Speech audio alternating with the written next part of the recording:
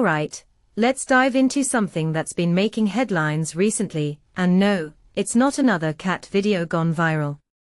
We're talking about drones. But not the kind you use to film your vacation. These drones are popping up in places like Bulgaria and Germany, and they're raising some serious red flags. Personally, I think this is one of those stories that feels like it's straight out of a spy thriller, but it's happening in real life, and it's got everyone on edge. So, here's the deal.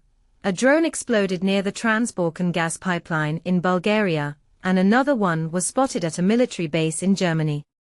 What makes this really interesting is the timing. With Russia's war in Ukraine still raging, these incidents are sparking fears that the conflict might be spilling over into NATO territory. In my opinion, this isn't just about a few drones, it's about the broader implications of where this war could be heading. If you take a step back and think about it, these drones could be a test of NATO's defenses, a message, or even a mistake, but either way, they're a big deal. Now, let's talk about the Bulgaria incident.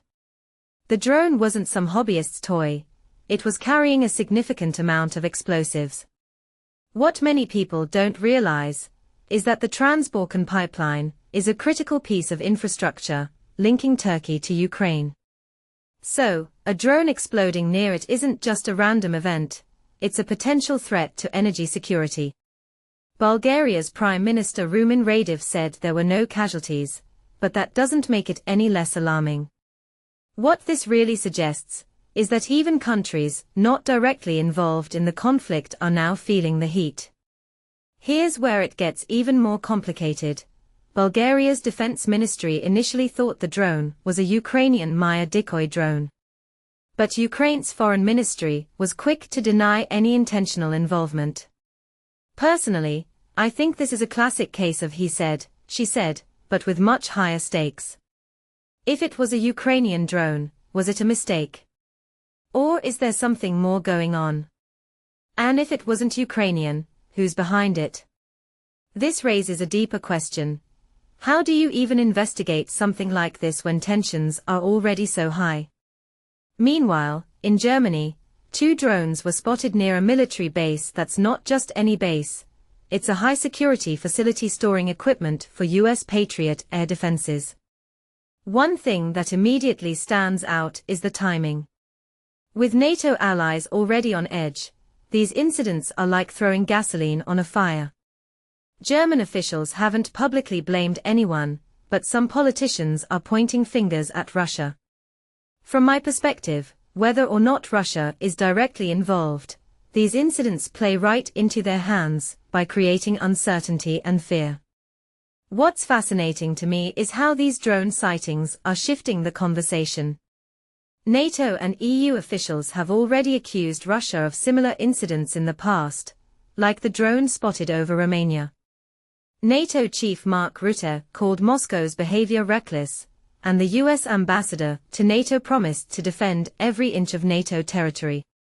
But here's the thing, Russia denies everything.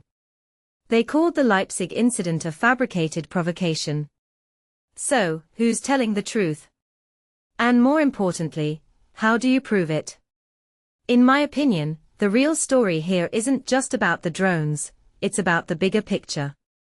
These incidents are forcing NATO allies to ask themselves if they are prepared for this kind of asymmetric warfare. Are their defenses up to the task? And what happens if these drones aren't just for surveillance or minor disruptions? What if they are a prelude to something bigger? This is where the speculation gets really interesting, and honestly, a little scary. So, where does this leave us? Personally, I think we're at a crossroads. These drone incidents are a wake-up call for NATO, but they are also a reminder of how fragile the situation is. If you take a step back and think about it, we're not just talking about drones, we're talking about the potential for a major escalation. And that's something no one wants. But here's the question I'll leave you with. Are we doing enough to prevent it? Or are we just waiting for the next drone to show up? Let me know what you think in the comments below.